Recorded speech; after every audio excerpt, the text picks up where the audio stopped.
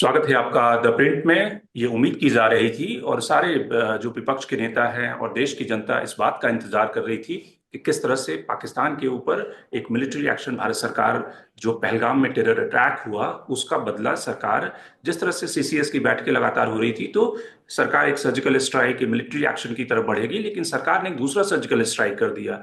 सरकार ने जो राहुल गांधी और जो मंडल पार्टियां हैं जो सोशल जस्टिस की पॉलिटिक्स और कास्ट सेंसस की मांग उठा रही थी इतने दिनों से, सरकार ने उस पर सर्जिकल स्ट्राइक करके घोषणा कर दी कि अब भारत सरकार जो सेंसस कर रही है उसमें कास्ट इंक्लूड किया जाएगा। तो एक तरह से कास्ट सर्वे होगा, कास्ट सेंसस होगा। तो एक तरह से उनके हाथ से पूरी तरह से जो प्लेट था वो छीन लिया है। तो आप समझते हैं कि भारत सरकार ने ऐसा क्यों किया, इसके पीछे की पॉलिटिक्स क्या है और इसका इम्पैक्ट क्या होगा, खास करके उन राज्यों में जहां पर कास्ट की पॉलिटिक्स एक तरह से कास्ट पॉलिटिक्स पॉलिटिक्स की लेबोरेटरी मानी जाती है। तो हमारे साथ दो मेहमान हैं।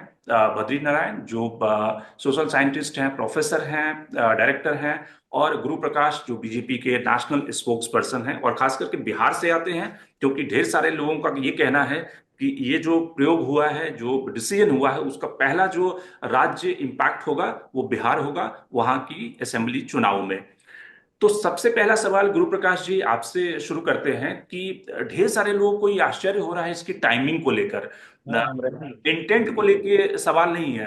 लोग का कहना था कि भारत सरकार या प्रधानमंत्री नरेंद्र मोदी, बीजेपी ये सोच रही थी काफी दिनों से कि जो कास्ट सेंसस की मांग है उसको सर्वे में पूरा कर लिया जाए, सेंसस में इंक्लूड कर लिया जाए, लेकिन टाइमिंग पे लोगों को ढेर सारा आश्चर्य हो रहा है। तो थोड़ा इसके बारे में बताइए कि इसके पीछे की सरकार की मंशा क्या रही होगी। नहीं, अनिमेश जी, बहुत बहुत धन्यवाद और आभार आपका इस डिस्कशन को होस्ट करने के लिए। देखिए, समय को लेकर के निश्चित रूप से कुछ लोगों के मन में जिज्ञासा है, लेकिन मैं आपके और आपके दर्शकों के लिए बताना चाहता हूं। अगर आपको स्मरण होगा तो 2023 में 2023 का अक्टूबर का महीना था, जब केंद्रीय गृह मंत्री अमित शाह जी से इस प्रश्न को किया गया था।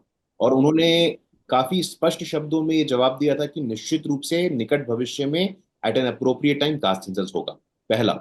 दूसरा, वर्तमान सरकार के 100 दिन पूरे होने पे, 100 डेज ऑफ द गवर्नमेंट जब हुआ था, तब भी गृह मंत्री जी प्रेस वार्ता को संबोधित कर रहे थे।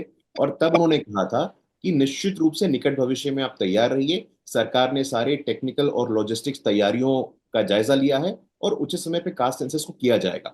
आज बहुत सारे हमारे जो मित्र हैं विपक्ष के, वो हवाला दे रहे हैं कि हमने 2021 में सुप्रीम कोर्ट में हलफनामा दायर किया था। लेकिन हमें ये भी समझने की आवश्यकता है, निमेश जी, एक ऐतिहासिक पृष्ठभूमि रही है।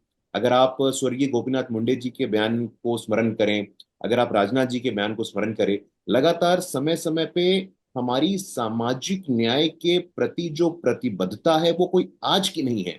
आप बेहतर जानते हैं कि हमारे आइडियोलॉग पंडित दीनदयाल उपाध्याय जी ने अंत्योदय का संकल्प लिया था। उसके आगे बढ़िए तो के एन गोविंदाचार्य जी के समय जो सोशल इंजीनियरिंग, जब हम देखते हैं कि राइज होता है विनय कटियार जी का, उमा भारती जी का, कल्याण सिंह जी का, शिवराज सिंह चौहान जी का, तो सोशल इंजीनियरिंग, सोशल जस्टिस ये कोई आज का मुद्दा नहीं है। बहुत सारे लोग कह रहे हैं कि हम बीजेपी को अपने पिच पे ले आए हैं, हम संघ को अपने पिच पे ले आए हैं। वो मुझे तो लगता है खैर, कि वो तो समझिए कि जो भी बीजेपी को नहीं जानते भाई, लाल कृष्ण एग्जैक्टली। आडवाणी ने मंडल के बाद जिस तरह की सोशल जस्टिस की पॉलिटिक्स का बीजेपी में जो यंग लीडरशिप है उनको आगे बढ़ाया, ओबीसी जाति से जो ताल्लुकात रखते थे, जिसमें जिनका आप सबका नाम आपने लिया, गोविंदाचार्य तो उस जमाने में कहे ही जाते थे कि मंडल पॉलिटिक्स के सबसे बड़े जो पुरोधा हैं गोविंदाचार्य हैं। उन्होंने बिहार में किस तरह से एक पूरी पौध को आगे किया। लेकिन सबको आश्चर्य इस पे टाइमिंग पे है। देखिए, इंटेंट पे कोई नहीं है, किसी को ये शक नहीं है कि बीजेपी ये स्ट्राइक करने वाली थी। हो सकता है कि जून में कर देती, जुलाई में कर देती। सबको इस टाइमिंग पे है कि जब सर्जिकल स्ट्राइक, मिलिट्री स्ट्राइक की बात हो रही है, तो आपने एक सोशल जस्टिस का स्ट्राइक मार दिया, सर्जिकल स्ट्राइक कर दिया। नहीं, देखिए निमेश जी, ये दो अलग अलग मुद्दों को कॉन्फ्लेट करना मुझे लगता है ठीक नहीं है। एक राष्ट्रीय सुरक्षा है और एक सामाजिक न्याय है। नेशनल सिक्योरिटी को लेकर के अभी अगर आपने फॉलो किया होगा कि इंटरनल सिक्योरिटी का सबसे बड़ा चैलेंज नक्सलिज्म है, ये प्रधानमंत्री मनमोहन सिंह ने कहा था। और आज नक्सलवाद अपनी पूर्णाहुति की ओर है, अंतिम सांसें ले रहा है। हाँ, कश्मीर में निश्चित रूप से जो आतंकी हमला हुआ है उसको लेकर के सरकार सावधान है। लेकिन टाइमिंग को लेकर के या इसको चुनाव से जोड़ करके देखना, ये व्यक्तिगत रूप से मेरा मानना है कि उचित नहीं है। हर समय कोई ना कोई चुनाव चल रहा होता है। अगर हम 6 महीने बाद करते तो आप कहते कि पश्चिम बंगाल का चुनाव है, हम 3 महीने बाद करते तो आप कहते तमिलनाडु का चुनाव है, केरला का चुनाव है। तो वही प्रधानमंत्री जी तो कह ही रहे हैं निमेश जी कि वन नेशन वन इलेक्शन करिए, और हर पॉलिसी डिसीजन को, हर नीतिगत निर्णय को चुनाव से जोड़ करके देखना या पॉलिटिकल कैलकुलस में उसको स्थापित करना, कि हमें लगता है कि व्यक्तिगत रूप से ये उचित नहीं है। ठीक है। बद्री नारायण जी, आप ये बताएं कि आप चूंकि कास्ट को, हिंदुत्व की पॉलिटिक्स को बड़े नजदीकी से आपने स्टडी किया है, उस पर किताबें भी लिखी है। एक जमाने में आरएसएस के बारे में ये कहा जाता था कि आरएसएस इस तरह के सोशल फ्रैगमेंटेशन के खिलाफ रहा है, क्योंकि हिंदुत्व की जो पूरी फिलॉसफी है कि किस तरह से जातियों को एक सूत्र में पिरोना है। और लेकिन आरएसएस ने 2024 में जब उनकी बैठक हुई केरला वाली, तो उसमें उन्होंने अपना स्टैंड एक तरह से चेंज किया और उन्होंने कहा कि इसका पॉलिटिकल इस्तेमाल नहीं होना चाहिए, डेटा तो जरूरी है सोशल वेलफेयर की, उसके लिए कोई भी आप स्कीम निकालते हैं। तो आपको क्या लगता है कि इस मूव के पीछे सिर्फ एक जो जिसको कहते हैं अपोजिशन को चारों खाने चित्त कर देना, राहुल गांधी के प्लेट से खाना निकाल लेना, या फिर एक जो लार्जर हिंदू यूनिटी की बात लगातार पिछले कुछ दिनों में आरएसएस कहता रहा है कि हिंदुओं को इस समय यूनाइट होने की जरूरत है, क्योंकि जिस तरह से बांग्लादेश के में चैलेंजेज उत्पन्न हुए, उसी तरह से कंट्री में जो योगी आदित्यनाथ ने कहा, जिसको आरएसएस ने भी रेटिफाई किया कि बटेंगे तो कटेंगे। तो आपको लगता है कि इस मूव से जो ओबीसी का जो फ्रैगमेंटेशन है, जो अपोजिशन पार्टियां ट्राई कर रही थी, वो कहीं ना कहीं रोकने की भी एक चाल हो सकती है? नहीं, बिल्कुल। मुझे लगता है रमेश, जो आप बात कह रहे हो ना, इट हैज अ मीनिंग, उसका अर्थ है। क्योंकि देखिए, अगर आप मोहन भागवत जी के बयान लगातार देखें, वो एक तरह से बहुत ही बड़े इंटरवेंशंस हैं, बड़े इंटरवेंशंस। एक वीविंग द सोसाइटी, समाज को बुनने का, यानी समाज में फ्रैक्चर्ड ना हो, फ्रैगमेंटेशंस ना हो, समाज में बुनावट चलता रहे। तो और इसलिए मैं कई बार कहता हूँ कि संघ एक बड़े सोशल रिफॉर्म की भूमिका में है इस समय। एक सामाजिक समाहन, सामाजिक सम्मेलन, सामाजिक सुधार। अगर कहीं कोई गलती होती है उसको एड्रेस करते हैं, उसको इंटरवीन करते हैं, अपील करते हैं, लोगों से जोड़ने और जुड़ने की बात करते हैं। तो एक बहुत ही स्ट्रॉन्ग जो इंटरवेंशन है फॉर लिविंग द सोसाइटी, उसी में जाति है, उसी में इवन इवन जो जाति है, धर्म है, समुदाय है, समूह है, सबको जोड़ के लेके चलने की लगातार उन्होंने अपील की है। और अपने साथ, उसके लिए उन्होंने अपने साथियों को, अपने साथ से जुड़े हुए लोगों को भी कन्विंस किया है, और आगे के लोगों को, दूसरे लोगों को भी कन्विंस किया है। तो एक बड़ी भूमिका में है वो। तो मुझे लगता है कि ये जो कदम है, इस कदम का जो सीधा संबंध संघ से क्या हो सकता है, लेकिन एक जो कैनवस है, वो कैनवस ये है कि समाज में सम्मेलन हो, समाज में न्याय हो, समाज में एक दूसरे के एक इक्विटेबल सोसाइटी बने, और संघ उन चिंताओं के साथ जुड़ा हुआ है। अब सरकार ने जो डिसीजन लिया है, ये डिसीजन देखिए, एक तो ये है कि इधर बीच में एमएसएमई ऑफ सर्वे चलने लगे, यानी हर आदमी एक मीडियम एंड सोशल एंटरप्राइज की तरह सर्वे करा रहा है। हमारे राज्य का अपना सर्वे, हमारे राज्य का इस तरह का सर्वे। अच्छा, उन सर्वेज में जो पॉलिटिकल चॉइसेस, पॉलिटिकल जो जो अपनी आइडियाज हैं, आइडियोलॉजीज हैं, वो रिफ्लेक्ट होने लगती है, मुझे लगता है। क्योंकि मेथोडोलॉजिकली वो बहुत वेल प्लान नहीं होती हैं। वेल प्लान मतलब नहीं होती है, मैं नहीं कह सकता। Methodologically needs to be more sharpened and more rigorous, and also elaborate exercise के रूप में भी। फिर बहुत तरह के चॉइसेस को क्रिएट करना, ये पूरी मेथोडोलॉजी है जो तो मुझे लगता है कि उसमें से जो डेटा निकल रहे हैं, वो डेटा कई बार ऐसे डेटा हो सकते हैं जो जिनकी पॉलिटिकल पोस्चरिंग की जा सकती है, जो न्यूट्रल उस तरह से नहीं हो सकते। तो नेशनल सेंसस, सरकार जिस तरह का डेटा चाहती है उस तरह के ही ब्यूरोक्रेट डेटा दे देते हैं, क्योंकि सरकार की एक अपनी। नहीं, मैं ये नहीं कह रहा हूँ। मैं कह रहा हूँ कि एक तो ब्यूरोक्रेट डेटा दे देते हैं, जो एक होता है कि नेता ब्यूरोक्रेट से अपने तरह का डेटा दिलवा देते हैं। जैसे कि जो अभी तो जिस तरह से पॉलिटिक्स डेटा को लेके काम कर रही हो, तो यही है। लेकिन जो नेशनल सेंसस होगा, वो एक बहुत बड़ी एक्सरसाइज होती है। इसमें बहुत तरह के लोग इन्वॉल्व होते हैं, मेथोडोलॉजी के लोग होते हैं, सोशल साइंटिस्ट होते हैं, सोशियोलॉजिस्ट होते हैं, एंथ्रोपोलॉजी के लोग होते हैं, ब्यूरोक्रेट्स होते हैं, पीपल एक्टिविस्ट होते हैं, और सब मिल करके एक पूरी उसकी डिजाइन करते हैं। तो और वो बहुत बड़ी एक्सरसाइज होती है, तो उससे जो डेटा निकलेगा वो ज्यादा न्यूट्रल डेटा हो सकता है, और जिसकी पॉलिटिकल पोस्चरिंग, जो पॉलिटिकल डाउट, जेलसीज, ये इस तरह की डेटा कई बार क्रिएट करते हैं, उनसे मुझे लगता है कि समाज को बचा करके और एक बेहतर कहते हैं ना समरस समाज, जिसमें कि इक्विटेबल डिस्ट्रीब्यूशन ऑफ रिसोर्सेज हो सके, इन जो वॉइसलेस है, जो मार्जिनल है, उनकी पहचान, उनकी सही पहचान, जो डोमिनेंट है उसकी सही पहचान।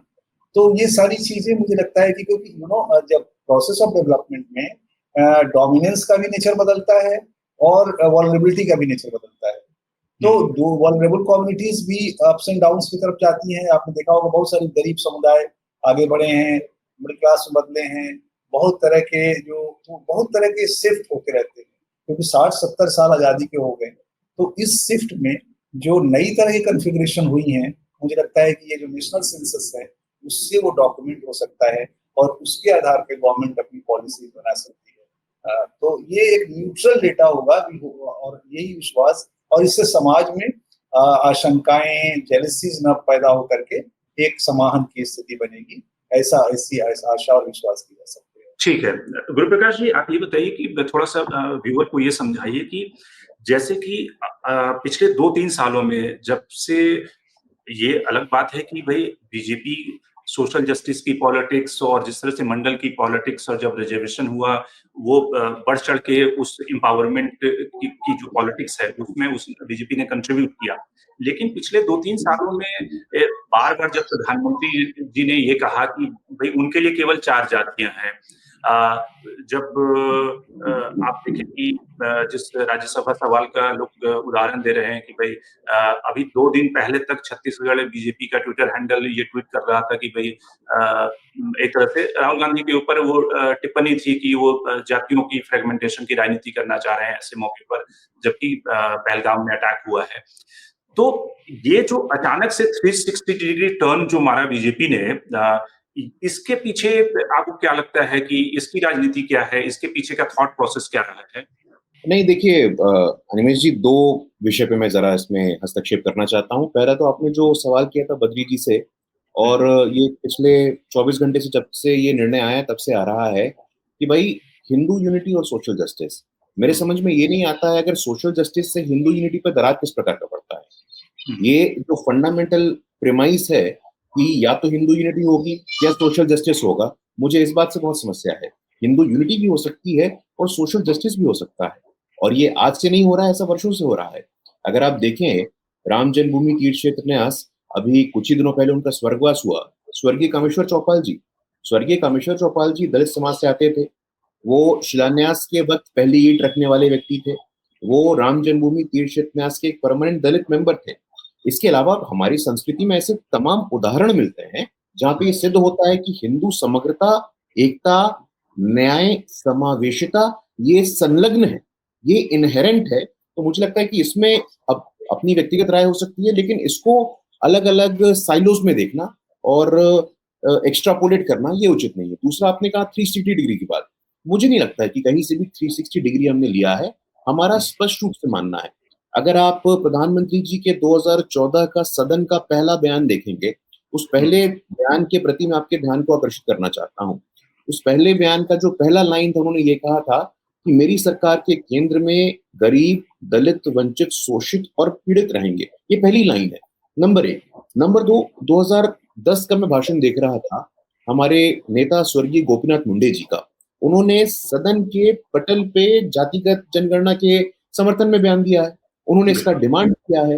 तो मुझे लगता है देखिए 360 डिग्री ये कह देना कि भाई यू टर्न हो गया है, मैं व्यक्तिगत रूप से इससे कोई ताल्लुक नहीं रखता हूं। और खासतौर पे आप देखिए जो हमारे ऊपर ये आरोप लगा रहे हैं, वो चाहे लालू जी हो, वो चाहे राहुल गांधी जी हो, लालू जी के लिए सामाजिक न्याय की परिभाषा क्या?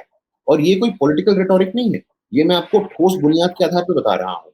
लालू जी स्वयं सर्वे सर्वा रहेंगे, उनकी पत्नी विधान परिषद में नेता रहेंगी, उनका एक पुत्र उप मुख्यमंत्री बनेगा, दूसरा पुत्र मंत्री बनेगा, एक बिटिया राज्यसभा जाएगी, दूसरी बिटिया लोकसभा लड़ेगी। सामाजिक न्याय की इस परिभाषा से वंचित, शोषित थक गया है।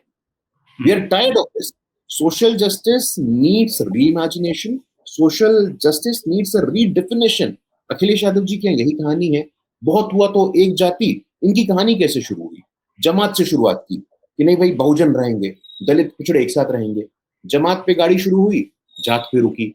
एक एक जाति की ये लोग योद्धा बन गए। कोई यादव का बन गया, कोई कुशवाहा का बन गया, कोई कुर्मी का बन गया। तो जमात, जात और अंतत्वगत्वा परिवार पे इनकी गाड़ी रुक गई है। क्या कारण है कि सीएसडीएस के तमाम सर्वे ये बताते हैं कि बड़ी संख्या में अनिमेश जी ओबीसी, एससी, एसटी का एक बड़ा चंक का आशीर्वाद भारतीय जनता पार्टी को प्राप्त हो रहा है।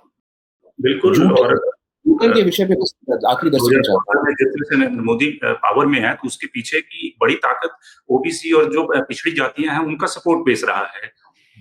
नहीं, निश्चित रूप से। और देखिए, जहां तक आप कह रहे हैं कि भाई धर्म नहीं जाति, धर्म नहीं जाति, आज की तारीख में भारतीय जनता पार्टी एक बहुत ही इंपॉर्टेंट पॉलिटिकल पोल बन के उभरी है।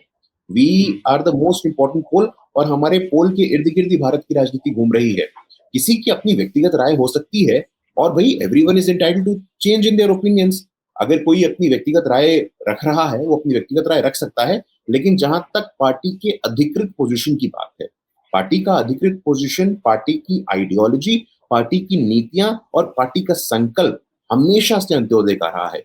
वो चाहे सीए हो, सीए को आप नेशनल सिक्योरिटी से जोड़ के देखते हैं, मैं सीए को सोशल जस्टिस से जोड़ के देखता हूँ। बांग्लादेश में किसको लाभ मिलेगा?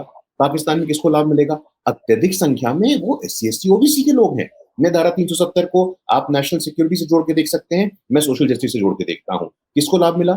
जो वाल्मीकि समाज का व्यक्ति सफाई कर्मचारी के ऊपर अप्लाई नहीं कर सकता था, उसको लाभ मिला कि नहीं मिला? तो हर मुद्दे को सिर्फ नेशनल सिक्योरिटी से जोड़ के देखना, सोशल जस्टिस पे जोड़ के देखना, मुझे लगता है इसको समग्रता से देखेंगे और Hindu unity, social justice can peacefully coexist, ये हमारा फंडामेंटल प्रेमाइस है। अब ये बताइए कि इससे बिहार में क्या इम्पैक्ट होगा? बिहार में जो एक चर्निंग का जो प्रोसेस चल रहा है, जिस तरह से पिछली सरकार ने, जब नीतीश जी की और बीजेपी की सरकार थी, उन लोगों ने कास्ट सर्वे का डिसीजन लिया, उसको करवाया, और उससे ये साफ हो गया एक तरह से कि भाई जो अति पिछड़ी जातियां हैं, जो पिछड़ी जातियां हैं, वो एक तरह से मैक्सिमम बिहार की पॉपुलेशन में है। तो अब सरकार के इस फैसले से जेडीयू को कितना बूस्ट मिलेगा? बीजेपी की जो पॉलिटिक्स है वो कैसे इम्पैक्ट होगी बिहार चुनाव में, ये समझाइए। बहुत अच्छा सवाल है निमेश जी। और आज की तारीख में नीतीश कुमार जी का जो नारा है, विकास के साथ न्याय, डेवलपमेंट और जस्टिस, ये दोनों कोएग्जिस्ट करता है, ऐसा नीतीश कुमार जी ने करके दिखाया है। जातिगत जनगणना के शुद्ध रूप से क्या प्रभाव पड़ेंगे, ये हम लोगों ने देखा है। लोकसभा चुनाव का भी यदि आप आकलन करें तो अबाउट 75% ऑफ सीट्स, 243 में से 154 सीटों पे, कई लोगों ने कहा कि हमें धक्का लगा है, लेकिन 243 में से 150 सीटों पे हमारी जीत हुई है, अगर आप लोकसभा का एक्स्ट्रापोलेट करके फिगर देखें तो। इन चुनावों की जहां तक बात है, अगर आप सोशल अलायंसेस की बात करिए, चिराग जी 5-5.5%, नीतीश जी कुर्मी कुशवाहा का 7.5%, मांझी जी मूसर समाज का 3-3.5%, भारतीय जनता पार्टी एक बड़े चंग के साथ, जिसमें अति पिछड़ी जातियां भी है, सवर्ण जातियां भी है और दलित जातियां भी है, उनके साथ उपेंद्र कुशवाहा जी का एक बड़ा फोर्स है। तो मुझे लगता है कि सोशल कोalition की दृष्टि से नंबर एक, और परफॉर्मेंस की दृष्टि से ये दो फॉर्मिडेबल फैक्टर्स ऐसे हैं जो एनडीए को बहुत ही स्ट्रॉन्ग फुटेड रखते हैं।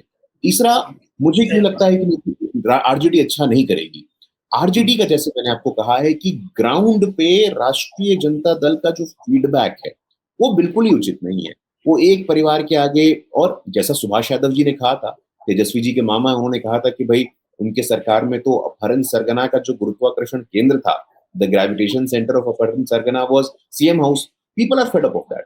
देयर इज डेफिनेटली रिक्वायरमेंट, और लोगों को लगता है कि सुशासन, विकास और न्याय यदि ये कोई दे सकता है तो एनडीए दे सकता है, और इस कारण हम लोगों में एक आत्मविश्वास है। बतेश जी, आप ये बताएं कि जनरली जब इस तरह के एक्सरसाइज होते हैं, जब सेंसस होता है और खास करके जब इसमें कास्ट को इंक्लूड किया जा रहा है, तो ये काफी महत्वपूर्ण हो जाता है कि किस तरह के सवाल पूछे जाएंगे, ताकि डेटा जो इकट्ठा होगा उसकी प्योरिटी और डेटा की वेराइटी काफी इंपॉर्टेंट हो जाती है। और जब डेटा निकलेगा तो आपको लगता है कि ये जो चैलेंजेज सरकार के सामने, सरकार ने वो एक रिस्क लिया है, या सरकार एक मंडल 3 के लिए तैयार है? क्योंकि देखिए, रोनी कमीशन जो एस्टैब्लिश किया गया था, वो आज तक उसकी रिपोर्ट अभी तक सामने नहीं आई है, क्योंकि जो ओबीसी की सब कैटेगराइजेशन का जो डेटा है और जो रिकमेंडेशन है, सरकार हो सकता है कि उससे कंसर्न हो, सरकार को लगता है कि जो सोसाइटी में एक बैलेंस है वो बिगड़ सकता है और सरकार उसको कैसे हैंडल करे। तो अब ये जो डेटा निकलेगा कि ओबीसी जातियों में ये जाति की जनसंख्या इतनी है, तो एक जिसको कहते हैं कोटा विद इन कोटा की लड़ाई और उसकी जो पॉलिटिक्स है वो उभर के आएगी। हो सकता है कुछ पार्टियां उसके फायदे में रहें, कुछ पार्टियां नुकसान में रहें। जो अखिलेश यादव या तेजस्वी यादव आज की तारीख में फायदे में, हो सकता है वो नुकसान वाली स्थिति में आ जाए। तो उस आगे की पॉलिटिक्स को कैसे इवॉल्व होता है वो देखते हैं। देखिए, आपकी बातों में दो प्रश्न है। एक तो इसकी मेथोडोलॉजी पर है, जो जी। प्रश्न का, तो मुझे लगता है कि जो इसके प्रश्न तय होते हैं वो भी बड़े ही एक रिगरस एक्सरसाइज के तहत तय होते हैं। किताब से शुरू ही हो जाएगा, जिसमें पिछले जो स्टडीज हुए हैं या जो रिपोर्ट्स हैं, जैसे रूबी कमीशन का रिपोर्ट है और भी रिपोर्ट्स हैं, उनसे और बहुत सारे रिसर्च स्टडीज हैं, उनसे जो रियलिटी निकल के आई है वो भी सवाल बनाने में मदद करेगी। और साथ साथ जो ऐसे क्वेश्चंस जिससे जिससे सोशल रियलिटी, डेवलपमेंटल रियलिटी सामने आ सके। तो वो एक बड़ी लंबी एक्सरसाइज होती है। मुझे लगता है कि वो सवाल से ही तय होता है कि उत्तर क्या मिलेगा। तो सवाल बनाना सबसे क्रूशियल है। मुझे लगता है कि यहीं पर बहुत रिगर्स, ये जो सर्वे में प्रायः क्या होते हैं कि जो सवाल ऐसे बनाए जाते हैं जिनका बहुत रिगरस मेथोडोलॉजी नहीं होती है, जिनके उत्तर वैसे ही आए जैसा आप पूछते हैं। तो यहाँ पर मुझे लगता है कि पूरी सिस्टम इन्वॉल्व होती है। तो सिस्टम वहां भी है, लेकिन यहाँ पर इलॉबरेट सिस्टम है। तो मुझे लगता है कि वो समस्या शायद थोड़ी कम होने को वो बढ़ती जाती है। और कभी भी ये डेटा नियर एग्जैक्ट रियलिटी को नहीं एक्सप्रेस करते, नियर बाई रियलिटी, उसके आसपास। तीसरी जो बात आपने कही है कि इससे फ्यूचर पॉलिटिक्स पर क्या चेंज आएगा, एकदम ऐसा हो सकता है। मैं कहता हूँ कि इससे डोमिनेंस के जो चेंजिंग फॉर्म्स हैं उनको समझा जा सकता है और वनरेबिलिटी के भी चेंजिंग फॉर्म्स को समझा जा सकता है। हो सकता है कल ये पता चले कि इस कम्युनिटी की जगह ये कम्युनिटी डोमिनेंस है, इस कम्युनिटी की जगह लैंड रिसोर्स में ये कम्युनिटी डोमिनेंस है, इस वाले रिसोर्स पर इसका ज्यादा अधिकार है, इस पर या पॉलिटिक्स में इसकी भागीदारी ज्यादा है, इसकी कम है। इस तरह की सिचुएशंस भी सामने आ सकती है। तो उससे ये आपने ठीक ही कहा कि किसी को फायदा भी हो सकता है, किसी को घाटा भी हो सकता है। और लेकिन जो सबसे बड़ी बात होगी इससे एलिमिनेशन, वो ये होगा कि बहुत सारी जो वॉइसलेस कम्युनिटीज हैं, जिनमें एस्पिरेशंस पॉलिटिक्स के लिए नहीं थी या थी तो बहुत दबी हुई थी या कमजोर थी, वो इस सर्टिफ होकर के आएगी। जैसे ईबीसी पॉलिटिक्स का वार तेजी से हो सकता है। कुछ डोमिनेंट कम्युनिटी के अतिरिक्त और सारी जातियां हैं, उनकी पॉलिटिक्स का भी उभार हो सकता है। जो और मुझे लगता है कि इससे बड़ा शिफ्ट आ सकता है। थोड़ा समय लगेगा, ट्रांजिशन है, तुरंत ऐसा नहीं हुआ कि डाटा आया और अभी पॉलिटिक्स उसके बन जाए। और क्योंकि डेटा एस्पिरेशंस बनाता है कई बार, और एस्पिरेशंस भी पॉलिटिक्स में ट्रांसलेट होता है, तो वो होने में थोड़ा वक्त लगेगा, लेकिन मुझे लगता है होगा। ये ये सिर्फ एक रिजर्वेशन का मामला नहीं है, ये मामला है पूरे वॉइस का, शेयरिंग ऑफ द वॉइस, मामला है पॉलिटिकल रिप्रेजेंटेशन का, मामला है पावर शेयरिंग का। तो वो धीरे धीरे बढ़ेगा ही, क्योंकि लेकिन अब सवाल है कि क्या ये बढ़ेगा तो सब एक दूसरे से टकराएंगे। जैसे आपने कहा ना, बहुत सारे जो टकराएंगे भी, लेकिन टकरा करके अल्टीमेटली एक ऐसी स्थिति बननी होगी जिसको कि बाबा साहब अम्बेडकर कहते हैं कि बूंद का वो समुद्र में समाना होगा। यानी एक जो मानवीयता, एक जो भारतीयता का एक महान परिप्रेक्ष्य है, उसमें फिर सबको मिलना होगा, सबको शामिल होना पड़ेगा।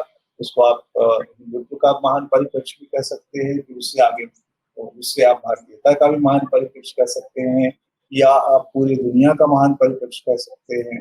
क्योंकि ये एस्पिरेशंस कहीं तो जाएगी ना, ये एस्पिरेशंस टकराहटों से तो समाज बनती नहीं है ना, टकराहटे में नहीं रहेगी, वो एक तरह से समाहन की तरफ जाएगी। और एस्पिरेशंस टुवर्ड्स समाहन, और समाहन किसमें, जो ब्रॉडर डेवलपमेंट है, जो एक बड़ा विकास है, उस विकास की तरफ जो मोदी जी विकसित भारत में जो इमेजिन कर रहे हैं या कॉन्सेप्चुअलाइज कर रहे हैं, शायद अल्टीमेटली वहां इसको जाना होगा। तो ये मुझे ठीक है गुरु जी, अंतिम दो सवाल। एक सवाल की ढेर सारे लोग ये भी कह रहे हैं कि इस फैसले से सबसे ज्यादा जो फायदा होगा, आप जो एक्सट्रीमली बैकवर्ड क्लास हैं, जो महादलित हैं, उसको कहीं ना कहीं टैप करना चाहते हैं। नीतीश कुमार एक उम्र के ऐसे पड़ाव पे हैं जो ढेर सारे विपक्ष के लोग कहते हैं कि वो लगातार बातें भूल रहे हैं, उन धीरे-धीरे वो उनका जो एज फैक्टर है वो हावी हो रहा है। तो जो ईबीसी और जो महादलित नीतीश कुमार का जो वोट बैंक है, उस पे आपकी नज़र है, आप उसको कैप्चर करना चाहते हैं और इस फैसले से सबसे ज़्यादा जो फ़ायदा होगा, वो महादलित ईबीसी जो कम्युनिटी है, जो वल्नरेबल कम्युनिटी है, जिनकी पावर स्ट्रक्चर में उतनी भागीदारी नहीं है, उनका उभार होगा। तो कहीं आपकी नज़र नीतीश कुमार के वोट बैंक पे तो नहीं है? नहीं, ये बहुत अच्छा सवाल है निमेश जी, और बद्री सर ने भी उस तरफ एक अच्छा संकेत और इशारा किया है। देखिए, आज तक कौन सी ऐसी कम्युनिटीज नहीं है जिनको एजेंसी नहीं मिली है, जो पॉलिटिकल एजेंसी से वंचित रही है। मेरे ध्यान में आता है, और पिछले ही साल जननायक कर्पूरी ठाकुर जी को भारत रत्न से सम्मानित किया गया। कर्पूरी जी नाई जाति से आते थे, और वर्तमान परिप्रेक्ष्य में आप देखें तो अति पिछड़ी जाति में ईबीसी में आप उनको लोकेट करके देख सकते हैं। कर्पूरी जी जब मुख्यमंत्री बने अनिमेश जी, तो समाज के नव सामंतियों के द्वारा एक नारा उठा समाज में। आपका समाज ऐसा था, और ये नारा अत्यंत ही पीड़ादायक तो था, लेकिन उस समय के सामाजिक पृष्ठभूमि से आपको अवगत भी कराता था। वो नारा था, कर्पूरी कर्पूरा, छोड़ कुर्सी पकड़ अस्तुरा। आप कुर्सी छोड़ दीजिए, आप जिस जाति से आते हैं आप शायद इस लायक नहीं आप कुर्सी पे बैठे, और अस्तुरा पकड़िए। अस्तुरा यानी कि आपका जो ट्रेडिशनल ऑक्यूपेशन है नाई का, आप जाइए वो करिए। तो एक वो दौर था। लेकिन जननायक कर्पूरी ठाकुर जी ने तमाम वेदनाओं को झेलने के बावजूद भी, आपको और आपके दर्शकों को बताना चाहता हूं कि एक कर्पूरी फॉर्मूला निकाला था। उस कर्पूरी फॉर्मूले में पहली बार देश में, अगर मैं गलत नहीं हूं तो पहली बार देश में ईबीसी को एज अ कॉन्स्टिट्यूएंसी आइडेंटिफाई किया था, नॉन डोमिनेंट ओबीसी। अगर आप देखें सोशियोलॉजिकल पर्सपेक्टिव से, तो कुछ ही जातियां हैं। आंध्रा में कम्मा हो जाता है, कर्नाटक में वोकलिगा हो जाता है, उत्तर प्रदेश बिहार में यादव हो जाते हैं। रोहिणी कमीशन की तरफ भी आपने इशारा किया। रोहिणी कमीशन का भी जो ध्येय था, जो उनका ऑब्जेक्टिव था कि भाई वो कौन सी जातियां हैं जिनको अभी तक न्याय या अवसर प्राप्त नहीं हुआ है, क्या उन जातियों को सम्मान नहीं मिलना चाहिए? निश्चित रूप से सम्मान मिलना चाहिए। तो कर्पूरी फॉर्मूला में पहली बार हमने देखा अत्यंत पिछड़ी जातियां, जिसको हम ईबीसी कहते हैं, गरीब सवर्ण। अब देखिए कितने फॉरवर्ड लुकिंग थे। अत्यंत पिछड़ी जातियां, गरीब सवर्ण, महिलाएं, उनके लिए भी आरक्षण की व्यवस्था और कर्पूरी फॉर्मूला में थी। और उसका जिक्र मैं इसलिए कर रहा हूं कि हमारे ऊपर जो यूटर्न का आरोप लग रहा है, उस कर्पूरी फॉर्मूले में, उस सरकार में हमारे पार्टी के वरिष्ठ स्वर्गीय कैलाशपति मिश्रा जी भी हिस्सा थे, वित्त मंत्री के रूप में। तो कर्पूरी फॉर्मूला जो कि 70 के दशक की बात है, तब हम लोगों ने अति पिछड़े की बात की थी, तब हम लोगों ने सामाजिक न्याय की बात की थी। जहां तक आपका सवाल है कि भाई इस वोट की तरफ हमारा नजर है कि नहीं है, मुझे लगता है कि ये कोई बीजेपी का, जहां तक बात है बीजेपी और बीजेपी के नेता, बीजेपी के कार्यकर्ता होने के नाते मैं कह सकता हूं कि जो नारा हमारा है, और ये सिर्फ नारा नहीं है, हम सबके लिए कमिटमेंट है कि सबका साथ, सबका विकास, सबका विश्वास, किसी को भी किसी एक वर्ग से हम जोड़ करके नहीं देखते हैं। हाँ, निश्चित रूप से अगर सब लोग हमारे साथ आना चाहते हैं और इस पॉलिसी डिसीजन से यदि ऐसा लाभ होगा, अगर लोगों को पॉलिटिकल एजेंसीज प्राप्त होंगी। अगर आप देखें हरियाणा में नॉन डोमिनेंट सैनी समाज से, जो उत्तर प्रदेश बिहार में कुशवाहा समाज हो जाता है, उनको मुख्यमंत्री प्रोजेक्ट करने की बात हो। आप देखिए महाराष्ट्र में गैर मराठा, उनको मुख्यमंत्री प्रोजेक्ट करने की बात हो। झारखंड में गैर ट्राइबल, उनको मुख्यमंत्री प्रोजेक्ट करने की बात हो। तो जो डोमिनेंट पॉलिटिकल नैरेटिव्स हैं, उसके बदौलत हम उन वर्गों तक कैसे पहुंचे जो आज तक पॉलिटिकल स्ट्रक्चर्स या पावर स्ट्रक्चर्स में आने से वंचित थे। क्या कास्ट सेंसस उसका एक जरिया हो सकता है? ये प्रश्न है, मेरे पास इसका जवाब नहीं है, लेकिन निश्चित रूप से कम it will help us identify दो सेक्शंस जिन तक ऑटोनॉमी, एजेंसी, रिस्पेक्ट और रिकॉग्निशन नहीं मिला है। कर्पूरी ठाकुर जी का जो संकल्प था, कर्पूरी ठाकुर जी का जो सपना था, उसको पूरा करने के लिए क्या कास्ट सेंसस एक जरिया हो सकता है? ये सवाल तो भविष्य के गर्भ में। एक अंतिम सवाल बद्री जी आपसे वाइंड अप करने के पहले कि फिर मैं उसी टाइमिंग पे आऊंगा क्योंकि ढेर सारे लोग टाइमिंग को लेकर सवाल उठा रहे हैं। जैसा कि अपोजिशन की पार्टियां ये कह रही है, जब राहुल गांधी से कल ये पूछा गया तो राहुल गांधी ने कहा कि ये मेरा काम नहीं है स्पेकुलेट करना, मैं तो डेटा पे बात करूंगा, स्पेकुलेट आप लोग कीजिए कि क्यों ये फैसला लिया गया। तो क्या आपको लगता है कि सरकार जो पहलगाम पर टेरर अटैक हुआ और उसका जो रिस्पांस एक ढूंढ रही है, या मिलिट्री को जो उन्होंने फ्रीडम दिया है कि वो उसका रिस्पांस ढूंढे, सरकार एक पोस्ट रिस्पॉन्स का जो सोशल फैब्रिक है, जो एक समाज की यूनिटी है, या फिर कहें कि विपक्ष को डिस्ट्रैक्ट करना कि विपक्ष सरकार के एजेंडे में उलझ जाए, जैसे कि कांग्रेस ने सीडब्ल्यूसी की मीटिंग अब बुला दी। अब कांग्रेस की को लग रहा है कि भाई उनके हाथ से तो पूरा प्लैंक ही छिन गया, तो अब वो उनका रिस्पॉन्स क्या हो, तो कांग्रेस इसमें उलझ जाए और सरकार इस बीच में अपना रिस्पॉन्स तैयार करेगी, अपनी स्ट्रैटेजी तैयार करेगी। तो आपको लगता है कि टाइमिंग के पीछे सरकार का कुछ ऐसा थॉट प्रोसेस भी रहा होगा, या सरकार क्यों इस टाइम पे सरकार ने ये फैसला किया? देखिए रमेश जी, ये तो बड़ा कठिन प्रश्न है, क्योंकि ये तो वही लोग जानते होंगे जिन्होंने बनाया है। और लेकिन बिल्कुल। हम लोग सिर्फ एज्यूम कर सकते हैं कि भाई ऐसा हो सकता है। हम लोग जो है वो प्रायः एज्यूम ही करते हैं, ये जो हो चुका। ये लोग जो गुरु प्रकाश वगैरह करते हैं, हम लोग उसकी क्या करते हैं, जो पॉलिटिक्स करते हैं हम लोग उसको समझने की कोशिश करते हैं। तो मुझे बिल्कुल। लगता है कि ये जो पूरा ये एकदम, एक तो मेरा इस पे होगा कि एक सरकार एक समय एक ही काम नहीं कर रही होती है, मल्टीपल काम कर रही होती है। उसको मल्टीपल फोरम पे देखिए, वो तो विचित्र सरकार होगी ना कि एक समय में जनवरी में हम ये करेंगे, फरवरी में वो करेंगे और मार्च में वो हाँ, और करेंगे। सरकार ये मैसेज भी जनवरी में देना चाहती मार्च है कि भाई सरकार जनवरी में पूरी तरह से टेरर अटैक का रिस्पॉन्स नहीं ढूंढ रही है। सरकार का जो नॉर्मल फंक्शनिंग है, नहीं, प्रधानमंत्री वेब कॉन्फ्रेंस में भी जा रहे हैं, प्रधानमंत्री रैली में भी जा रहे हैं, सरकार का जो नॉर्मल फंक्शनिंग है वो चलते रहना चाहिए। चलती रही है और साथ-साथ प्रधानमंत्री मीटिंग्स भी कर रहे हैं, अपने डिफेंस के लोगों से बात भी कर रहे हैं। उनको उन्होंने फ्रीडम दे दी है कि आप समय तय करोगे, कब करना है, कहाँ करना है। ऑलरेडी गवर्नमेंट ने डिसीजन ले लिया है कि एक्शन देना है, कहाँ करना है, कब करना है, इट इज़ योर डिसीजन। एक तो बिल्कुल। ये है। दूसरी बात ये है कि आजकल वॉर जो है या कोई भी लड़ाई, कॉन्फ्लिक्ट, एक सिर्फ हुँ, सेना की लड़ाई नहीं रह गई है। एक सोशल एक सामाजिक शक्ति, सामाजिक तैयारी से भी जुड़ी होती है कोई भी विवाद, बिल्कुल। कोई भी जो, अगर आप किसी देश से लड़ना चाह रहे हैं तो उस देश किसका समाज कैसा है, वो कैसे रिस्पॉन्ड कर रहा है उसको। तो मुझे लगता है कि ये जो भी सोशल कोहेजन बनेगा, चाहे जिस तरह से भी बने, वो भारत को मजबूत ही करेगा। तो हुँ, उसके भीतर प्लानिंग का हिस्सा है कि नहीं कि यानी पहले सोशल कोहेजन कर लें, तब युद्ध करें या तब अटैक करें या तब कुछ करें। नहीं, वो साथ-साथ चलता रहेगा। सोशल कोहेजन, वॉर, कॉन्फ्लिक्ट की तैयारी, वॉर की तैयारी जो भी है, उस पर अटैक, और कांग्रेस को डिसआर्म करना या कांग्रेस को कंफ्यूज करना या कांग्रेस को, देखिए कांग्रेस तो या अपोजिशन इस कदम से तो दे लॉस्ट एवरीथिंग। मेरा तो कहना है कि उनका एक तो पॉलिटिकल स्ट्रेटजी उन्होंने जो जिस पर पूरा अगला बिहार इलेक्शन और उनका टिका हुआ था, वो तो उन्होंने खो दिया। अब उसको उनको नई तैयारी करनी होगी। 4 महीने में एक नई तरह की तैयारी करना, 6 महीने में नई तरह की, बड़ा मुश्किल है। अब यह है कि क्लेम की तैयारी होगी, भाई हम ही ने पहले उठाया था, वो कहेंगे हमने उठाया था, फिर हमने हुँ, उठाया था। लेकिन जो ओबीसी पिछड़ा तबका है उसको लगे बीजेपी ने इस काम को किया, तो बीजेपी के प्रति उसमें कनेक्ट और सिंपैथी और मोबिलाइजेशन बढ़ेगा। तो एक तो ये है। दूसरा ये है कि कांग्रेस एक तरफ से नेशनल, एकदम सही कहा आपने, एक सैंडविच जैसी स्थिति में पड़ जाएगी कि जो नेशनल, ये जो पाकिस्तान का इशू है, टेरर अटैक है वो, और ये इन दोनों के बीच किस पर अटैक करे गवर्नमेंट को, क्योंकि गवर्नमेंट तो ने तो एक बड़ा लड़ाई खोल दिया है, लड़ाई का मैदान उनसे। बिल्कुल। और तो मुझे लगता है कि ये इन लोगों के लिए बहुत क्रिटिकल टाइम है। और बीजेपी ने चाहे जिन कारणों से भी, लेकिन एक डिसीजन ऐसा लिया है जिसके मल्टीपल इम्पैक्ट्स हैं, पॉलिटिकल इम्पैक्ट्स हैं, सोशल इम्पैक्ट हैं, पॉलिसी इम्पैक्ट हैं।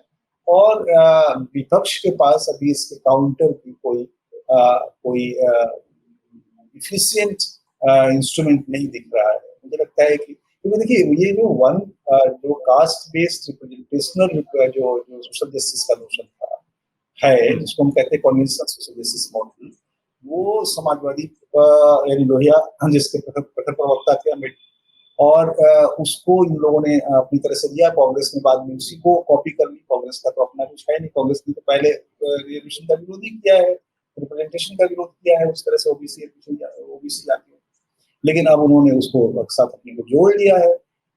लेकिन वो क्या है, वो एक सिंगुलर सोशल जस्टिस मेजर वाला सोशल जस्टिस मॉडल है, जिसमें आपके पास है कि भाई कास्टलेस रिप्रेजेंटेशन दे दीजिए, सब कुछ होता है, रिजर्वेशन बढ़ा दीजिए, सब कुछ होता है। बीजेपी ने एक हुँ, समग्र सामाजिक न्याय मॉडल डेवलप किया ठीक है। है।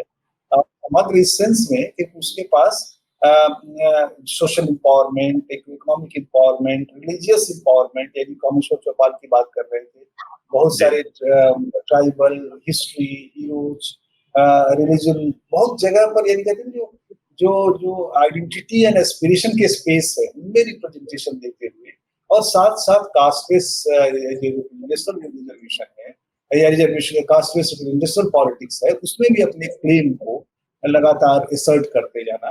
तो एक तरह से समग्र यानी multi pronged social justice strategy BJP ने इवॉल्व करी है पिछले दिनों, और मुझे लगता है कि अगर उनका एक चला जाएगा तो फिर बड़ा मुश्किल हो जाएगा, वो भवन गिर जाएगा। इनके पास ये इतना है कि कुछ एक आप ले भी लेंगे तो भी इतना बचा रहेगा कि they can fight their struggle. तो मुझे ये लगता है। ठीक है, बहुत बहुत धन्यवाद प्रोफेसर बद्रीनारायण हमसे जुड़ने के लिए, और बीजेपी के राष्ट्रीय प्रवक्ता गुरु प्रकाश जी, आपका भी बहुत बहुत धन्यवाद। ये एक तरह से जो सरकार का सर्जिकल स्ट्राइक है अपोजिशन के खिलाफ, कि अपोजिशन के हाथ से पूरा जो उनका नैरेटिव था, जो प्लान था, वो सरकार ने छीन लिया है। जिस राहुल गांधी जिस एक्सरे की बात कर रहे थे और जो जिस कास्ट सर्वे की बात कर रहे थे, सरकार ने वो खुद से इम्प्लीमेंट कर दिया है कि नेशनल जो सेंसस होगा उसमें कास्ट इंक्लूड किया जाएगा।